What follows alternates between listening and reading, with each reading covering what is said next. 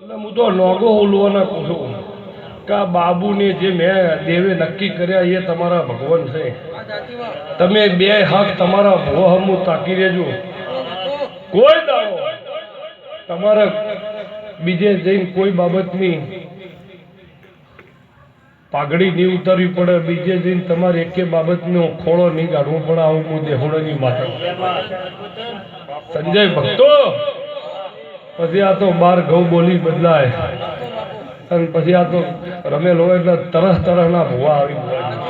પણ તમારો તો દોર એક જ હોય કે અમારે તો બાબુ કરે છે કે ફલાણો તમારા ગામનો ભૂવો એ તમારો પરમેશ્વર એવું રાખો. અને એવી વેળા હોય તો ભુવાજી બીજે જ આવવું પડે. અને એવી વેળા એક દાડો હતી, એક દાડો એવી વેળા હતી કે તમે જઈ આ ધજાય પેલા પરવલે પેલા ધડમલે જઈ કગર્યા. પણ આજ મારો કોકાનો ભગવાન બાબુ ઘેર છે એટલે હવે હું ગોગો ઘેર છું. એક દાડો વેળા એવી હતી કે તમારે ધોવું પડતું હતું. અડધી રાતે ગાડી હેડાડી ગોગાએ વિહેત નારડી ચાઉંડે એવું નહીં રાખ્યું બાબુ. પણ સમજાય હું મારા દેવના ભરભુ બોલતા છું, હું વઢિયારના રબારીની વિહેત બોલતી છું બાબુ.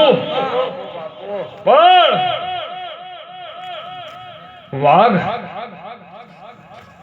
વાઘ જેવો ગોગો હોય, વાઘ જેવો ગોગો હોય 15-20 દાડા વાઘના તમે પોજરામ પૂર્યો હોય. એકલી કાજુ કતરી એકલા બદામ નાખો તો કઈ વાઘ 15-20 દાડા ભૂસ્યો બેહી રે, પણ કાજુ કતરીમાં મોઢું ન નોખે. એ તો જેમાં નોખતા હોય એમાં નોખે. એકલી કાજુ કતરી એકલા બદામના ગોળાથી વાઘને ઢોકી દો ને તો ભૂસ્યો બેહી રે, પણ બોટનો. પણ જે દાડીને અસલ જોતું કલર ભાળે ને એ દાડ 500 નું ટોળું હોય એટલે ફાળ ના ભૂલે. એટલે જો હું તમે મારા ગોગા હું તાકી રહો.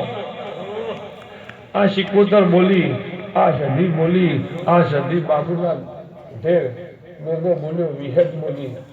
પણ મારા દાહોદના ઉલવાના ગોગાના જોડી તો બાર બળધેનું બળ છે. ખાલી વાડ જોતો કે શેડું ચાલે પડે. પણ એક દાડો ઉલવો આ વસંત પંચમી છે ને અત્યારે સંજય હારાના ઢોલ વાજી રહ્યા છે બાબુ. હારાના વાજી રહ્યા, હારું બોલાવી. આ ધોળ ગવરાઈ રહ્યા વસ્તુ